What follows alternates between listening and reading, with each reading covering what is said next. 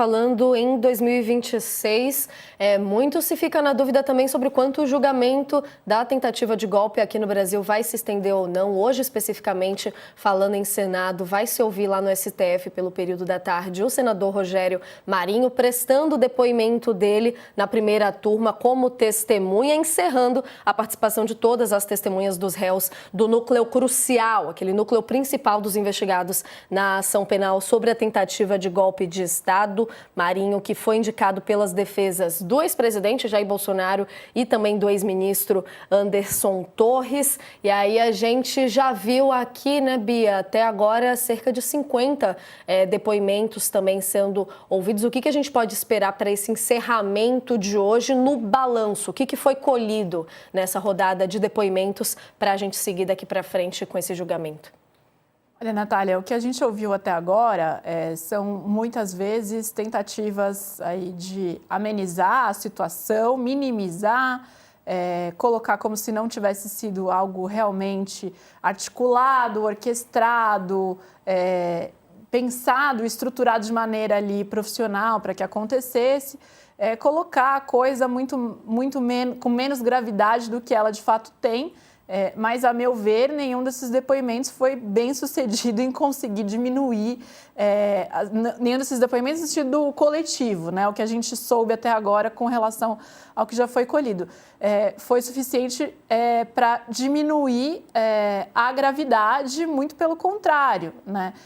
Então, eu acredito que a gente vai passar agora para uma nova fase dessa análise no Supremo, essa divisão em núcleos feita pela PGR, ajuda a estratégia do próprio Supremo de tentar julgar isso ainda em 2025 para evitar que esse debate se estenda para o ano eleitoral, se estenda para 2026.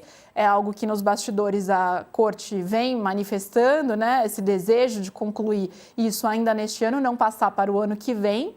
Muitos advogados são céticos com relação a isso, justamente porque é um grande número de testemunhas, depoimentos, vai e vem, direito ao contraditório, tudo isso que faz parte do processo jurídico, né? Legal aí previsto no nosso sistema. Mas esse fatiamento em núcleos feito pelo PGR ajuda bastante nessa perspectiva do Supremo de conseguir concluir isso ainda neste ano. Eu acho que o que a gente tem agora é o encerramento dessa etapa, mas uma etapa que fez pouco para conseguir livrar, digamos assim, os responsáveis pela articulação dessa tentativa de golpe, de estarem nessa posição que eles estão agora, né? De acusados por uma tentativa de golpe de Estado, uma coisa bastante grave. Não imagino, a partir dos depoimentos que foram colhidos até o momento, que isso vá suavizar ou fazer com que a posição do ministro Alexandre de Moraes ou da primeira turma do Supremo seja mais branda a partir do que se colheu até agora. Com certeza é importante, a gente vai ter os próximos passos agora. Eu vou querer te ouvir também, Raquel, desse balanço entre acusação e defesa, mas a gente sabendo que daqui a pouco, inclusive, também já devem se ter os vídeos dessas falas que a gente vem noticiando aqui ao longo da semana. O que a gente tem de saldo também da tal narrativa que tanto se fala em torno desse momento e desse julgamento tão importante? Foi-se tratado de alguma forma? Houve alguma conquista nesse sentido e que pode mudar com esses vídeos vindo agora? Isso vai ser usado de alguma forma ou não?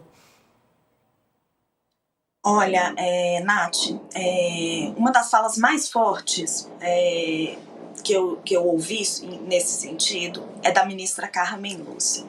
A ministra Carmen Lúcia, ela costuma dizer que a defesa é aquela que consegue refutar aquilo que aconteceu, né? A boa defesa é aquela que chega e diz: não, isso não aconteceu, a pessoa não estava ali, ela simplesmente não houve.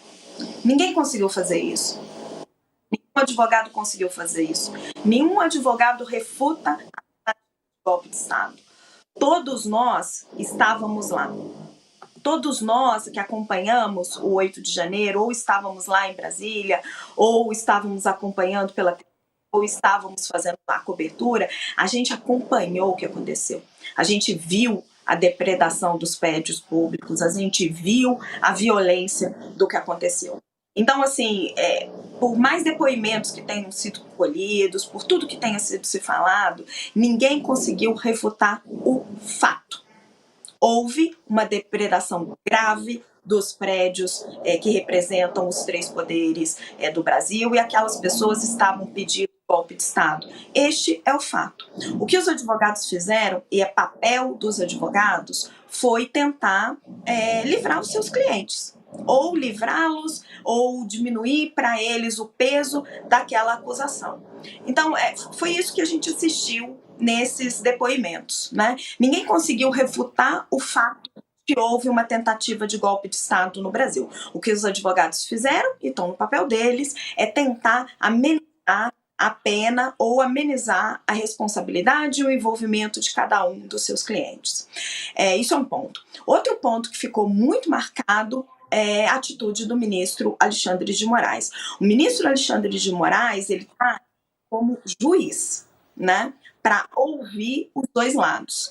E durante muitos momentos do julgamento, ele foi muito assertivo, e muita gente reclamou que ele estava assertivo para um lado só, né, de interromper as testemunhas, de fazer uma série de colocações que pelos advogados de defesa foram vistas como intimidações, tanto que tem muita gente que simplesmente recusou. Então, a postura do ministro Alexandre de Moraes, ela foi altamente questionada.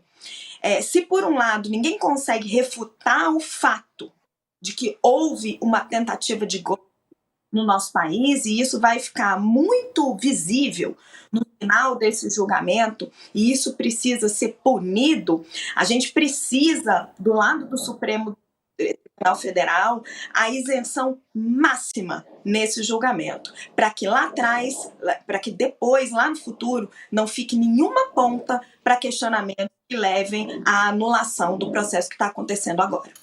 E só para a gente encerrar esse bloco também, Bia, para ter mais uma análise sua nesse sentido, daqui para frente, encerrado esse ciclo do momento, vai começar a ter também a preparação no caso das falas, dos interrogatórios diretos, né? Vai começar inclusive com o Mauro Cid sendo interrogado, focando aí nesse núcleo crucial. O que a gente pode esperar, o que é esperado inclusive desses interrogatórios para a gente entender o ritmo do julgamento agora daqui para frente? Deve acabar esse ano mesmo? Claro que aí é só com bola de cristal, mas o que é esperado tecnicamente daqui para frente?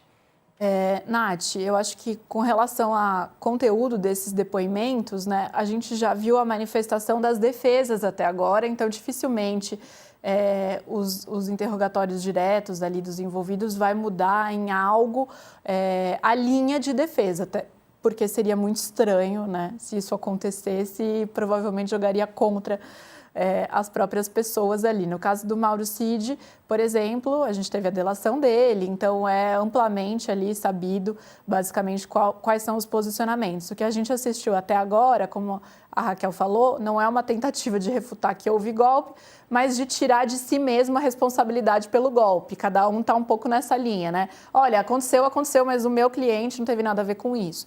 Então, eu acho que é um pouco nessa toada que a gente segue daqui para frente.